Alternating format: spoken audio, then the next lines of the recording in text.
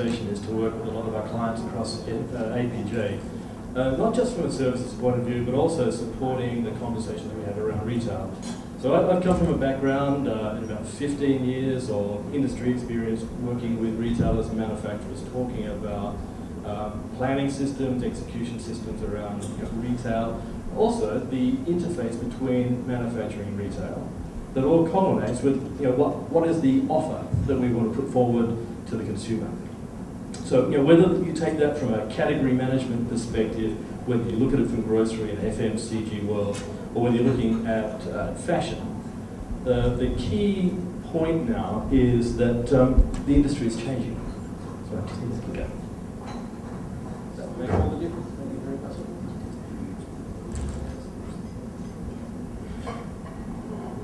Okay. So the industry has been changing, and retail is always in a state of flux, as you all know. And it kind of kicked off, if we go back to, say, the 50s and 60s, where the first sort of consolidation of how do we want to go to market, or the impact of marketing on retailing to a consumer. So the very first part of that was to start to focus on brand. So manufacturers started to understand that their brands had equity. Their brands could be used to the end consumer to stimulate a response, buy more, drive loyalty, long-term lifetime value, those kind of things. And a good example of that is what Coca-Cola did. If you think how Coke started their marketing way back with the dynamic ribbon, and their marketing ethos was kind of a cradle to grave, which means reach out to the youth of today, get them loyal on the brand, and they'll follow you for a lifetime. And so you can see how that very simplistic idea developed their brand over many years to the loyalty they've got today. So that was kind of the first wave of change from a manufacturing-driven, I've got something to sell, don't really understand, does it have a unique value or not, but concentrating on brand strength and then pushing that to a consumer to drive loyalty. The second major change sort of started to come along in around about the late 60s, in around about the 80s, where we had a lot more consolidation of retail. So we went from being lots of small retailers and the emergence of the world's largest retailer, people like Walmart, who started to look at building category killer stores that were used to actually attract customers in, to increase the experience that the consumer had when they're in store. So it was larger ranges, greater offers, deeper discounts, all of those triggers to bring people into stores. So it switched from just pure brand market, or from a brand's point of view, and into the retailer driving this, using things like discounts and offers and coupons to drive industry. All very well and good. Where we are right now, so as the market has continued to change, all of the first two steps in this really didn't think much about the consumer. How do we had a message to talk about a brand. As a retailer, we talked about what the retailer could do with the brand, but we didn't really consider what the consumer wanted. And so that's where we've ended up today. So in the last 3 to 5 years, there's been a steady pace forward towards putting the consumer at the center of these decisions. So becoming more consumer focused in how we want to go to market. And what we're seeing right now, and the examples you've heard so far from, Jim talked about the connected consumer and hyperconnected, and a lot of the solutions that we have at the back end to support that.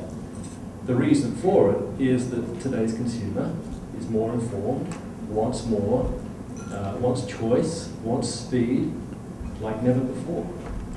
And so it's driving the next wave of change within the retail manufacturing community.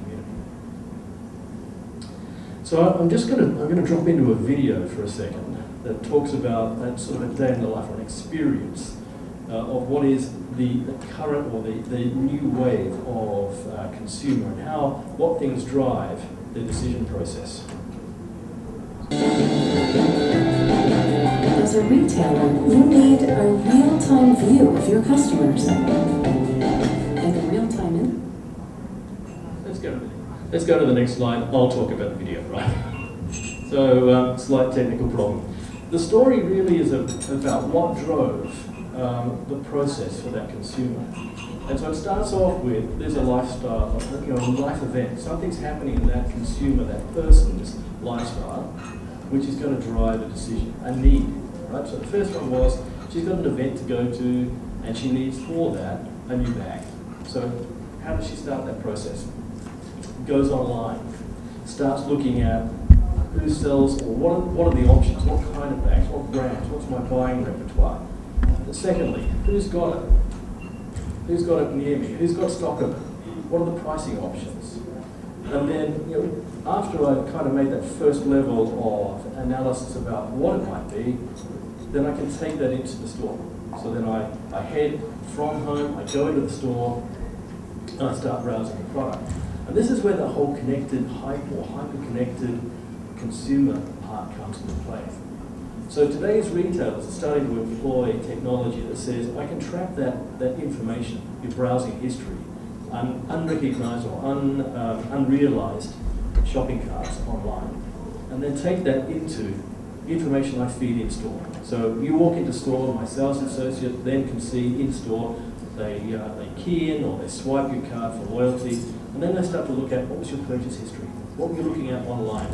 Yes, we've got one of these. We've also got several other options for you. Here's the co-purchase. And this is helping to drive that incrementality in store. So all of these things that starts with sitting at home, thinking about what I might need next, translated into a purchase in store. In each one of those, the consumer needs to understand what's in the store. The organization needs to understand what's my fulfillment strategy from store, from DC. It's all connected. So if we look at what do these data streams look like, if we look at traditional models of retail, they're fairly straightforward. We flow inventory into a warehouse, we flow from a warehouse to a store, the consumer comes in store, buys the product, done. Now it's changing. There's information flows coming from all directions. So these data streams are becoming much more complex. There's much more data that we need to take into our consideration. So not just previous historic sales or seasonal uplift or my planned sales. We need to look at what's trending. What's coming in from things like social media? How do I capture this? And how do I use that to try to identify an early trend? And then turn that into an action in my business that says either I speed production, or I increase inventory, or I display a certain group of products a certain way to trigger that response in store that results in a sale. So, continuing that theme, traditionally retailers think of data streams as being quite sort of organized and all flowing along, swimming along nicely, all having a good time. But here's the reality. Most of the work happens below the scenes. It's what happens under the water, where we've got, we're pedaling like mad to make sure all these things are connected. Everything works in synchronicity. And for a long time, the technology has been one of the limitations of that. Truly connecting a hyper-connected world, or the omni-channel experience, being able to provide real-time visibility of inventory across every channel of my business to assure the one key thing: fulfillment on the promise, ability to supply to the consumer, whether it's online, in-store, or other channel. So all of this comes down to looking at how is your supply chain organized today? What are the things that retailers around the world, and not just the retailers, but their connectivity back into the whole end-to-end demand chain, is how does the consumer connect to the retailer that connects to the manufacturer? When we start doing this and we look at a connected supply chain process, and we have that visibility and that collaboration, we start to really drive our supply chain and really drive our businesses. Right? So one of the things that underpins all of this is visibility. Being in a position to know what's in my network at any time. What's in a store, what's in a DC, what's being shipped, what is the manufacturer available to promise, what's their production facilities like, what would happen if we stepped up an order, what would that do to my supply chain? All these things need to be at your fingertips for tomorrow's world. So here's some of the things that people are doing around the world today. So the inclusion of what we call non-transactional data. We're all familiar with using historic POS or market data, but where the industry is moving to today is to look at footfall, heat maps of stores. They're looking at social media, what's trending, what are people tweeting about? Is this causing a new opportunity for us to go to market, whether I'm a manufacturer or a retailer? We need to look right the way across our enterprise and give that visibility of not just inventory, but also of customer, their behavior, their preferences. We need to share that at the lowest level. We need to get that into the hands of the people who are in store and enable them to make real-time decisions that can influence the sale of that product. And we need to think globally. Where am I want to source from? How do I want to supply? So we think about traditional means, but what about the whole concepts around click and collect? Or we look at some of the emerging trends. We've got, in say the UK, companies like Marks and Spencer's that are now taking online orders and then delivering this to lockers at train stations. So on the way home, you use a one-time PIN, you key in the PIN, and you pick up your groceries from a locker. We're seeing retailers, even in Australia, who are starting to do parts of this, where they're saying they're putting lockers in stores. So the online order is put into a locker. You pay for it online, you call past the store, and you pick it up on the way through. Expand that out. We've got instances of Amazon partnering with different 3PL companies that are starting to use drop boxes and smart codes. All this is starting to emerge really, really quickly, all changing the way that we traditionally thought about the supply chain.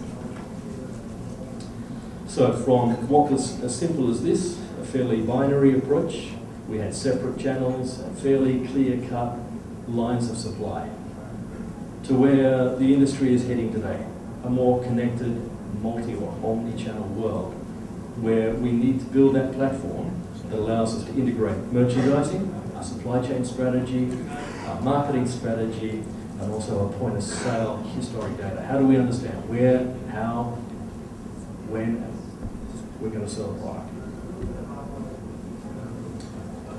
So I'm not going to talk a lot about technology because, for two reasons. Jim did a really good job of taking you through a whole cross-section of some of the SAP solutions that support manufacturing and retail. And from a very thumbnail point of view, we covered a lot in a very short space of time. The area that I kind of concentrate on this is what we call the customer activity repository. And the reason for that is that with all of this additional data flow, all this extra data we want to bring in, and we want it available right now, all the time, what SAP have done is develop a repository for all this information. And it becomes that one single source. It drives pricing, it drives planning, it drives the enterprise. So it's all one single source, and it's all real time. So I talked about big data and some of the examples of that. But if we look at, so one thing to consider here is that 90% of the world's data has been created in the last 2 years. And that number continues to accelerate. And it's those numbers, and it's that richness of data which is helping retailers and manufacturers today to understand what it is the consumer needs tomorrow in shorter spaces of time. And the real trick behind this is to be preemptive, but also to be closer to the need of the market. So without going too technical, a quick snapshot of what we're doing with CAR as a product is it's a single repository for all of this information. And it can bring in promotional data, it can bring in historic data, and on top of that we build planning systems, execution systems, all of this driving actionable real-time business information. So another thing which is happening within the industry today is transformations. And the reason for this is, as we've continued to evolve, and everybody's talking about online, the need to have an online presence, and the migration from in-store to online, all this is really happening. It's true. There's two parts to consider on that. Generally speaking, from a retailer's point of view, the migration of sales from in-store to online is costing them more money today. It costs more money to do business online today because of scale and because supply chains are not aligned to the way they want to go to market. So with that in mind, there's another part. What's going to be the future of traditional retail? And the reality is that the consumer still wants that interface. As much as everybody likes the convenience, and they like all of the added value and the,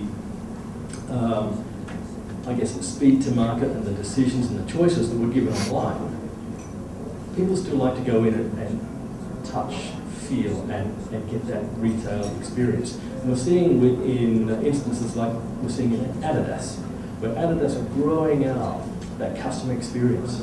They're changing the way that the store works in offering their brand to the consumer. They're engaging them like never before in new ways, getting them to touch product, use technology, giving them better information. All of that is to help drive the sale. So if we talk about retail transformations from our customer base point of view, we kind of see our customers being one of three phases as they roll through this emergence or this evolution. So the first one is where they look at core technologies. So what things do we need to do to run our business better? And this is looking at how do we have an ERP that's scalable, that delivers the results we need in the right time? Will this support our entire business model? Is it well integrated, both within the ERP, but also within the other functions around retail? The second part of this is what we call competitive. And that's when you've got a strong, solid business base in play. Now I need to look at how do I drive a competitive stance? How do I run my business better? So this is starting to look at how do I bring in better accounting systems? How do I look into my business and report on it? How do I understand what are the trends so that I can base my next decision on my insights off of this? Then the third part is what we call differentiation. And this is where you're starting to become a leader in the market, a thought leader, doing things different. And this comes back to things like the whole omni-channel connection, things we're doing with Jim talked about hybris and some of the success stories around that, with real-time promotional activities. So we're using the technology behind HANA that captures the data and processes it real time. So from a retailer's point of view, what this really means is no more batch windows. We don't have to wait till tomorrow to find out what's happening in our stores. So it's constantly on, all day long, information to everybody all the time. The agility to make those decisions right now. The transparency to see problems in our supply chain or inventory lines.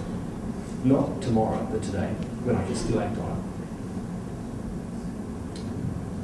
So the third area, and kind of taking me into the last few slides, is the manufacturer now starting to become a retailer. But not in competition, but actually symbiotically helping to drive the category by building brand, by opening flagship stores that open up to the consumer potentially products that maybe not every retailer would stock. The one shop or one stop I can go to where I can see everything, touch, feel, interact. And this is becoming the whole new wave now. We're seeing companies like Adidas, and there are a number of other sporting companies that traditionally have been manufacturers and wholesalers that are transitioning into becoming retailers. And not, as I said, not in competition, but side by side, helping to drive brands all the way through to the consumer. And so, one of the latest trends which is starting to form is that in the US, there's a company there which is now saying that I don't mind where you buy it, so you can buy it in a Walmart, you can buy it from my corporate store, you can buy it online. And if you want to return it, you can return it anywhere. You can return it to a JCPenney. And what they've done is they've gone out to the industry and said, no matter where it came from, let them return it and we'll support it. And the reason for that is the manufacturer's taking a very strong ownership of their brand. And they're connecting with the consumer. They're telling people, don't be afraid to buy the product. Because if you don't like it, you can return it.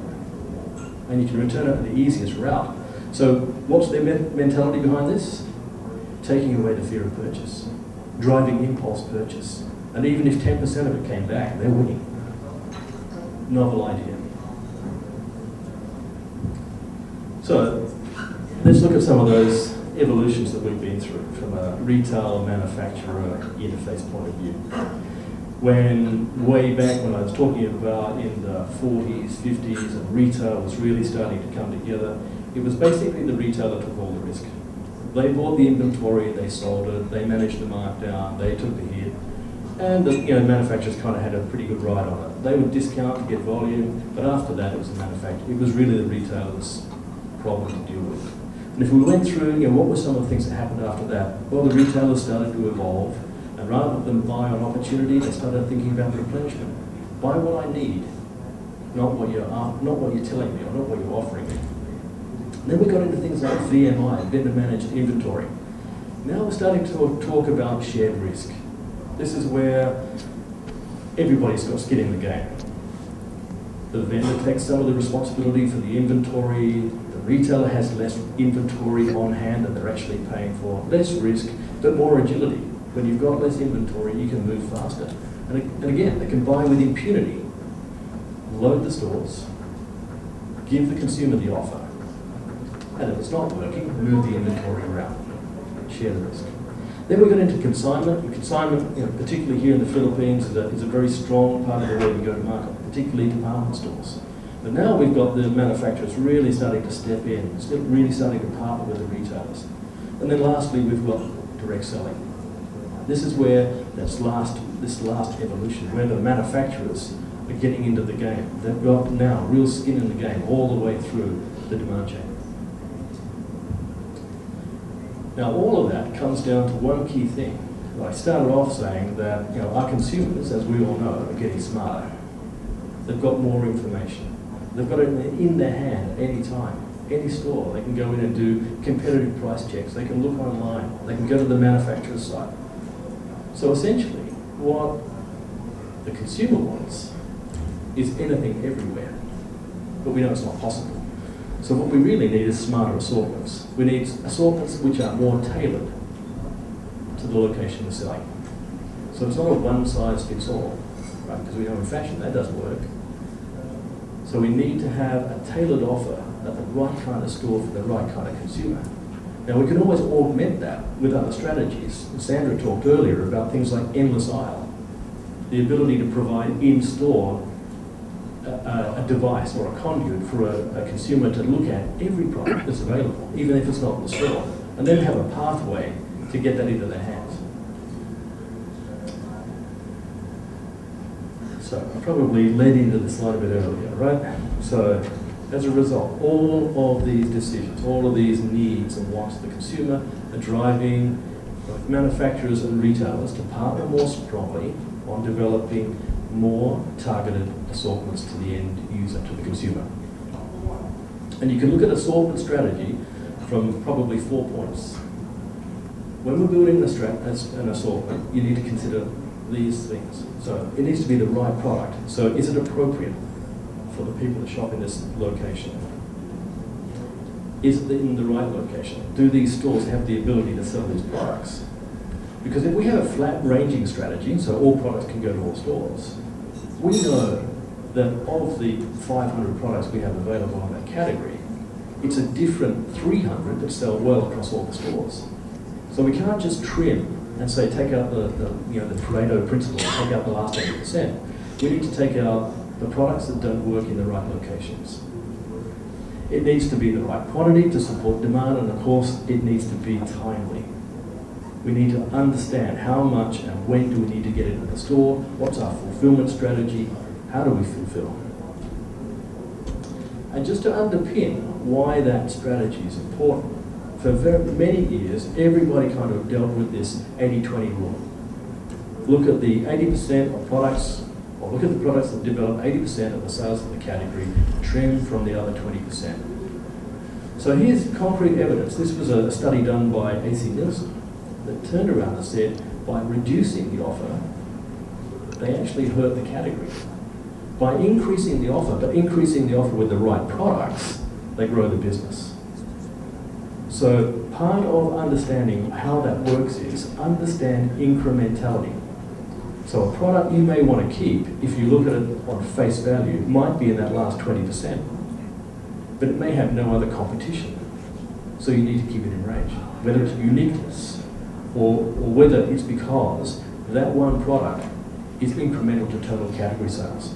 And we need to be able to do this and make this selection at much lower levels than just total store or department. We need to be making these decisions at least a clustered or a group of stores which have got similar consumer behaviour. We need to be able to do this at potentially subclass level or category level. And when we're doing that, these are the kind of results that retailers are starting to see today. Growth. So, winding up, my very last slide. Why SAP? Why are we here? Why are we talking to you about the brave new world, omni-channel? It's really simple, because everything we do is shaped towards improving the customer experience.